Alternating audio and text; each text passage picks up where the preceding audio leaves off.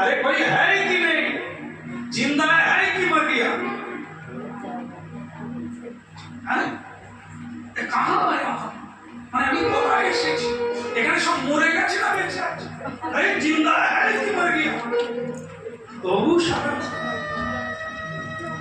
অনেকক্ষণ পরে রাজার পূজা শেষ হলো।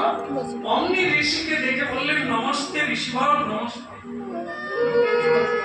প্রণাম, আপনি কুশলে আছেন তো? বসুন, আসন উপবেশন করুন।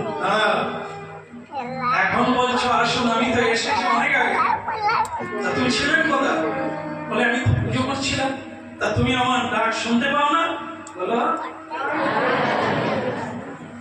বলেন আপনার এই জায়গাটা কি করবেন? মনে করুন কোন উচিতটাই বলা হয় শাস্ত্রে, উচিত অনুচিত আমাদের গুরুদেব উপদেশ দান করে। আমার জীবনে কোনটা উচিত হবে